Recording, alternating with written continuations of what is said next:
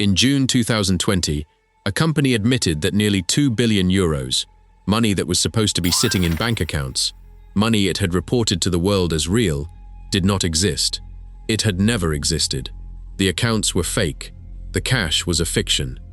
And in a matter of days, one of Germany's most celebrated technology companies, a member of the country's elite stock index, a firm once valued at over €20 billion, a company hailed as Europe's answer to the great payment giants of Silicon Valley, collapsed into insolvency. Its chief executive was arrested, and one of its top executives vanished, fleeing the country, disappearing into a web of intrigue involving allegations of intelligence agencies and international espionage, becoming one of the most wanted fugitives in Europe. The company was Wirecard. And its story is not just a corporate collapse.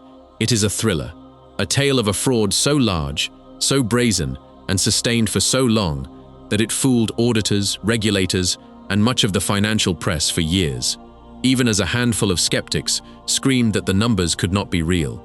This is the story of how a company built an empire on money that was never there. My name is unimportant. What matters is the body on the table. And today, the body is Wirecard.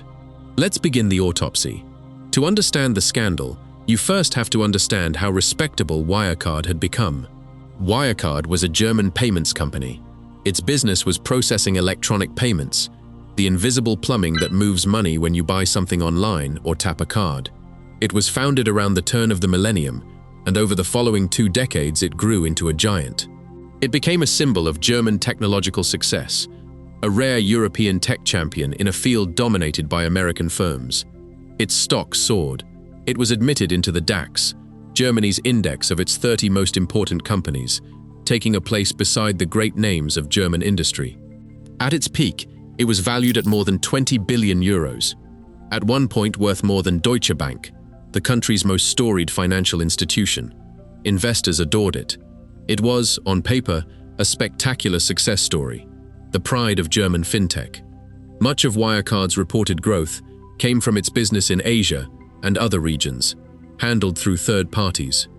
And a large portion of the company's supposed profits, and crucially, a huge amount of its supposed cash, was said to be held in accounts connected to this third-party business, far from Germany. This was the summit. Wirecard was a celebrated member of Germany's corporate elite, its executives wealthy and respected, its stock a favorite of investors around the world. And almost all of it, it would turn out, was resting on a foundation of cash that was not real. The fatal decision at the heart of Wirecard was, quite simply, the decision to fake it, to invent profits and cash that did not exist, and then to defend that lie, aggressively, for years, against everyone who tried to reveal the truth. For a long time, this worked terrifyingly well. Wirecard reported strong profits and a healthy balance sheet, including large amounts of cash, supposedly held in trust accounts, tied to its third-party business abroad. Auditors signed off on the accounts, year after year. Regulators saw a national champion. Investors saw a soaring stock. The story held, but not everyone believed it. Over the years, a handful of skeptics, short sellers who bet against the stock, and most importantly, investigative journalists, particularly at the Financial Times, raised serious, detailed questions about Wirecard's accounts. They pointed to inconsistencies, to suspicious transactions, to profits and cash that did not seem to add up. They suggested, in essence, that Wirecard's numbers might be fraudulent. And here is what makes Wirecard so chilling and so instructive. For a long time, the doubters were not thanked, they were attacked. Wirecard aggressively denied the allegations. It portrayed itself as the victim of market manipulation and hostile speculators. And astonishingly, instead of the fraud being uncovered, the questioners often found themselves under pressure, facing investigations, legal threats, and official scrutiny. For a while, the German establishment largely rallied around its champion and treated the accusers as the problem. The regulator even took action that, in effect, protected Wirecard from the short sellers rather than investigating the company itself. Think about how dangerous that is. The truth was being told, loudly, by credible people, and the system's response was to defend the lie and punish the truth-tellers, because the lie was prestigious, profitable, and a source of national pride. sit with the reversal of it. In a healthy system, when serious, evidence-based allegations of fraud are raised against a public company, the regulators investigate the company. What happened here was close to the opposite. The scrutiny fell on the accusers. The journalists faced complaints and legal pressure.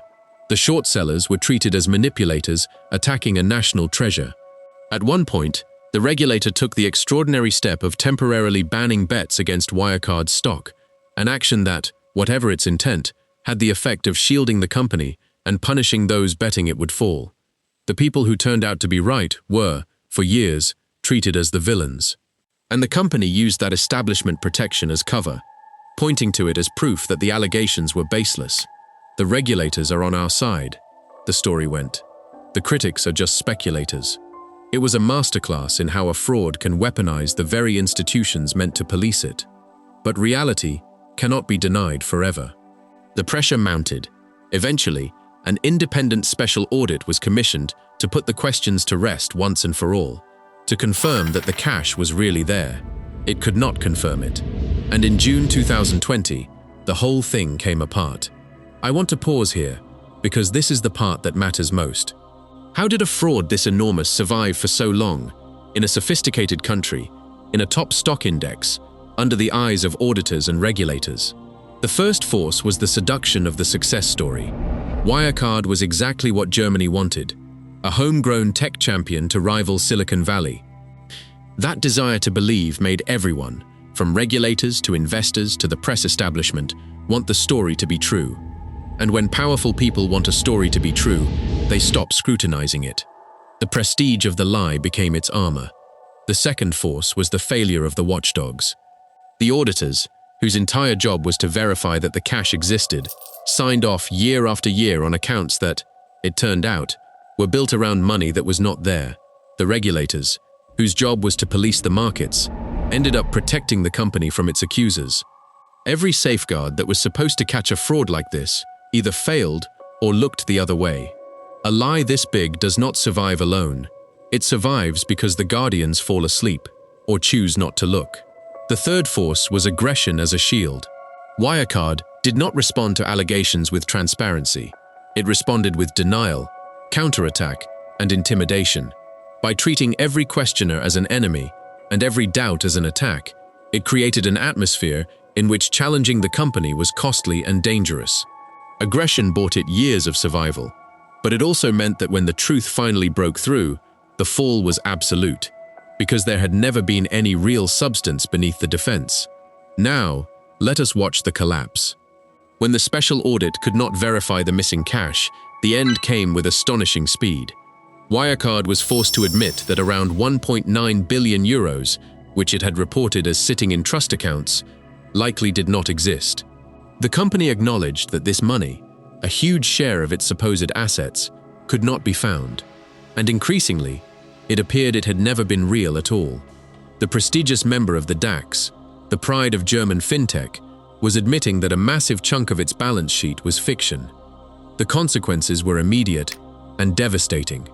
The stock, which had once made Wirecard worth more than 20 billion euros, collapsed towards zero within days, wiping out investors almost entirely. The chief executive resigned and was soon arrested, and within about a week of the admission, Wirecard filed for insolvency, an almost unheard-of event for a member of Germany's premier stock index. A company that had been celebrated as a national champion was revealed as one of the largest accounting frauds in European history. And then the story took its most cinematic turn. Jan Marsalek, a senior executive at the center of the missing money mystery, disappeared.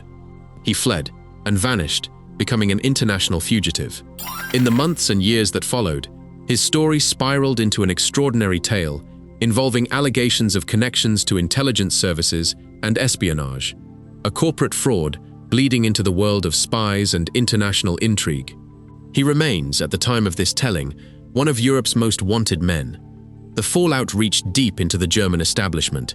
The scandal became a national humiliation, triggering investigations into how the auditors, the regulators, and the political system could have allowed such a massive fraud to flourish for so long, right in plain sight, while the people who tried to expose it were attacked. So what killed Wirecard? The comfortable answer is fraud by a few bad actors. That is true, but the deeper autopsy reveals a decision and a system that let the decision thrive. Wirecard was not killed by competition or by a bad market. Its collapse had nothing to do with the health of the payments industry. Wirecard was killed by the decision to build a company on fictional money, to report cash and profits that did not exist, and then to defend that fiction aggressively, for years, against everyone who tried to reveal the truth. The money was never there. That is the whole story. Everything else, the stock price, the prestige, the place in the DAX, the celebration, was built on top of accounts that were fiction. And a company built on money that does not exist can survive only until someone, finally, is allowed to check the vault and finds it empty. The truth-tellers were right all along. They were simply not believed and were punished for trying, until reality made denial impossible. There is a lesson here, and it is a warning about the danger of wanting to believe. The thing that makes you powerful is almost always the thing that kills you. Wirecard's greatest asset was its image, the prestigious, celebrated success story that made everyone want to believe in it.